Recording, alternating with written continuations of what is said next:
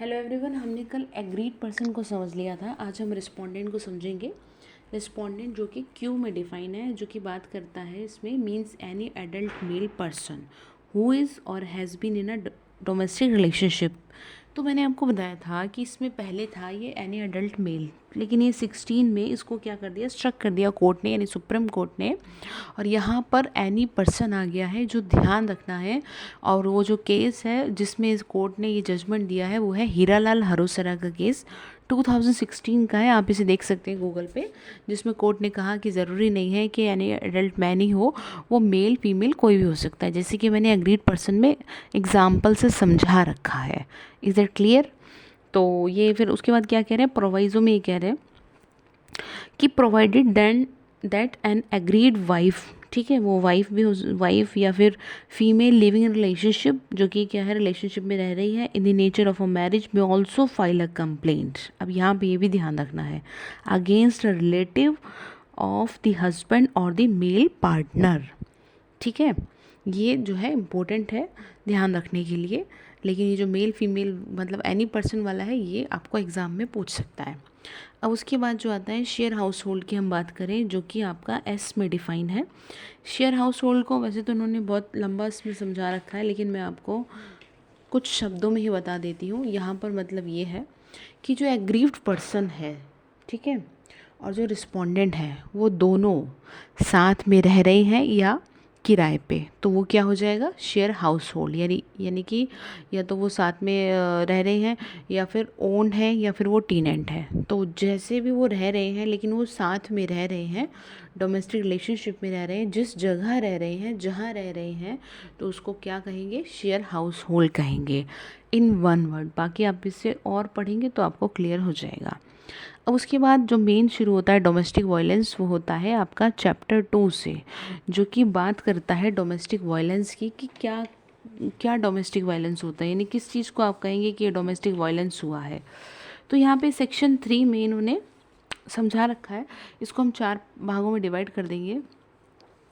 तो सबसे पहली बात अगर हम बात करें मेंटली और फिज़िकली, ठीक है, कि किस तरीके से आप क्या कर रहे हैं, मेंटली और फिज़िकली हार्म कर रहे हैं, यानी कि वायलेंस कर रहे हैं, कैसे किसी को मेंटली हार्म किया जाता है। तो इन्होंने बता रखा है, एक्सप्लेनेशन में देखेंगे कि सबसे पहली बात अगर हम बात करें फिज़िकली अब्यूज़ की, ठीक है, तो सबसे पहले आप क्या कर रहे हैं, फिज़िकली अब्यूज़ करके उसके साथ क्या कर रहे हैं, वायलेंस कर रहे हैं। फिज़िकली अब्यूज़ में जैसे कि आप कुछ भी उसे गाली वाली दे रहे हैं, उसके फिर उसे आप क्या कर रहे हैं, सेक्सुअली अब्यूज़ कर रहे हैं, ठीक है। और फिर इसमें डिफाइन किया गया है वर्बल और इमोशनली अब्यूज़ कर रहे हैं, ठीक है। अब वर्बल और इमोशनली में आप ये कह सकते हैं मतलब आप उसको क्या करते हैं, आप उसकी इंसल्ट करते हैं किसी भी बात को लेकर के, कुछ भी आप उसे बोल देते हैं, उससे संतान के लिए आप कुछ बोल देते हैं। उसके बाद इकोनॉमिक अब्यूज़ कर रहे हैं। तो इन्होंने 4 तरह से कैटेगराइज किया है कि फ़िज़िकली अब्यूज़ क्या है। फ़िज़िकली अब्यूज़ मैंने आपको बता दिया है, ठीक है, कि कुछ इस तरह से ऐसे शब्दों से बोलना कि जो कि बहुत ही अभद्र हों, ठीक है, या फिर जिसमें कि आप फिज़िकली आपराधिक बल का भी उसमें यूज़ कर रहे हैं, ठीक है, assault, criminal intimidation, criminal force, वो किस में आ जाएगा, आपका फिज़िकली अब्यूज़ में आ जाएगा। अब उसके बाद आता है थ्रेटनिंग। थ्रेटनिंग से मतलब ये है कि क्लॉज ए और बी को लेकर के आप कर रहे हैं कि देखो तुम ऐसे नहीं करोगे तो हम तुम्हें मार देंगे या कुछ और, ठीक है ये चीज़ उसमें डाल दी। अब उसके बाद है अदरवाइज़। अदरवाइज़ में क्या है, किसी और अन्य तरीके से आप उसको क्या कर रहे हैं, हारेस कर रहे हैं।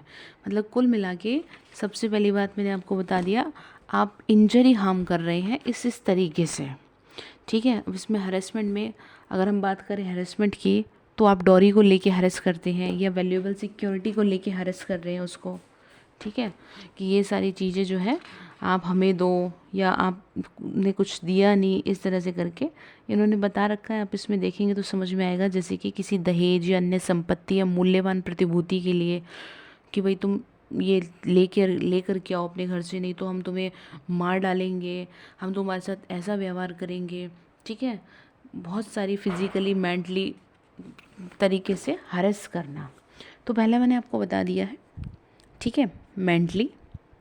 मेंटली और फिज़िकली, और मेंटली और फिज़िकली में क्या क्या आता है वो बता दिया, हरेसमेंट में क्या आएगा वो बता दिया।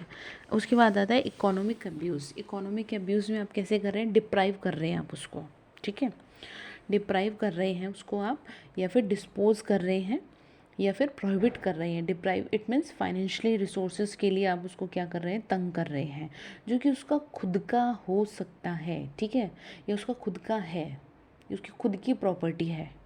डिस्पोज ऑफ क्या कर रहे हैं कि किसी भी वैल्यूएबल सिक्योरिटी का जो बॉन्ड या इंटरेस्ट है जिसमें उसका अधिकार है, उससे उसको वंचित कर रहे हैं, उससे उसको उसका ले रहे हैं, उससे उसका अधिकार है उसमें। और प्रोहिबिट क्या कर रहे हैं कि जो भी उसके पास जो घर में फैसिलिटीज़ हैं वो उसको यूज़ ना करें। तो इस चीज़ के लिए आप उसे कि नहीं तुम ये यूज़ नहीं कर सकती हो, तुम्हें तो बस ऐसे ही हम तंग करेंगे, या नहीं तुम्हें जैसे कि कोई भी घर में फैसिलिटी है, आप उसे जैसे कि घर में अगर एसी है, कूलर है, तो आप उसमें उसको नहीं यूज़ करने दे रहे हैं, आप उसे तंग कर रहे हैं, तो ये क्या हो जाएगा, इकोनॉमिक अब्यूज़ में 3 तरह से डिफ़ाइन किया गया इन्होंने, ये उसमें आ जाएगा। तो ये जो है, तो ये भी एक पुरुष के द्वारा किया गया इकोनॉमिक अब्यूज़ होगा। तो हमें ध्यान ये रखना है कि हो सकता है पूछ दे कि इकोनॉमिक अब्यूज़ क्या होता है। तो इकोनॉमिक अब्यूज़ में 3 बातों को ध्यान रखना है, डिप्राइव, डिस्पोज, प्रोहिबिट, ठीक है। तो बाकी आप बेरक देखेंगे तो क्लियर होगा। अब बाकी हम आगे सेक्शन 4 को कवर करेंगे।